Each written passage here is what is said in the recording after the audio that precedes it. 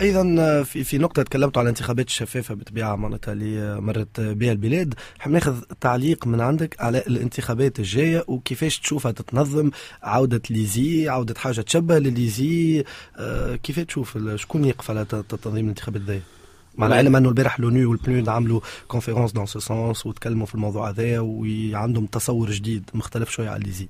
شو تصورك انت؟ شوف، احنا نعتبر انه الهيئه المستقله للانتخابات على بعض المآخذ اللي عليها اليوم هي مكسب من مكاسب، والناس اللي خدموا فيها بتفاني وإخلاص، وكانوا تعبوا، واحنا حسيناها على الميدان التعب متاعهم، واحنا نقدرهم عليه، وهما قدموا خدمة حقيقة جليلة للبلاد.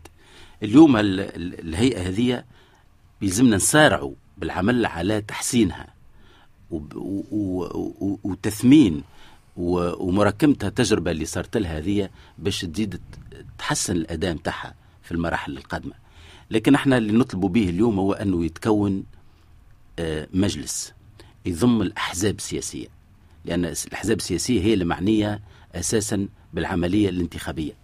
الأحزاب هذه وقت اللي باش تتلم مع بعضها في هيئة معينة، هي باش تختار القانون الانتخابي اللي باش يحكمها المرة الجاية، باش يدير اللعبة المرة الجاية. لأن القانون الانتخابي اليوم ما نجموش نعطيه لا للحكومة ولا المجلس الوطني التأسيسي. ما نجموش نعطيه للحكومة، لأنه كيف نعطيه للحكومة، الحكومة هي طرف في الموضوع، ما تنجمش أنت تكون أربيتر وتلعب في نفس الوقت. والمجلس الوطني التأسيسي فيه أغلبية، وما نجموش كيف نعطيه، لأنه باش يراعي كيف مصلحتك الأغلبية هذيك.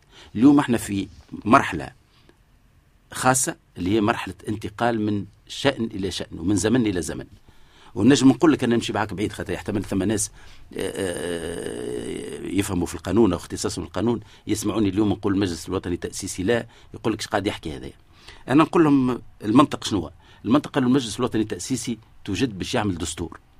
نهارة اللي يكمل دستور نظريا فكريا نجم نفترضوا أنه مهام مفاد، فجي مرحلة القانون شكون باش يسنوا القانون هذا؟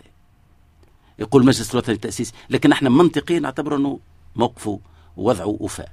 ثم اللي أكثر من هذا هو أنه العملية هذه نحبوها شفافة، هات نحطوا فيها الأطراف الكل المعنية اللي هي الأطراف السياسية اللي هي الأحزاب.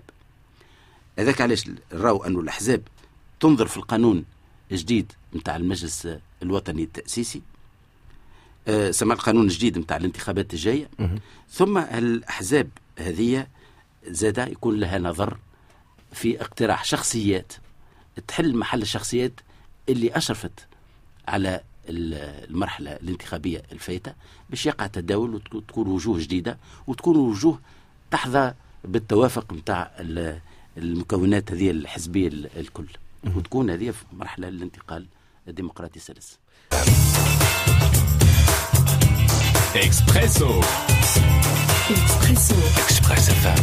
اكسبريسو نواصلوا الحوار مع سلطفي مراحي، ناطق رسمي باسم الحزب الوطني التونسي. البارح صدر انا ما سميته بيان، انت سميته نداء اكثر منه.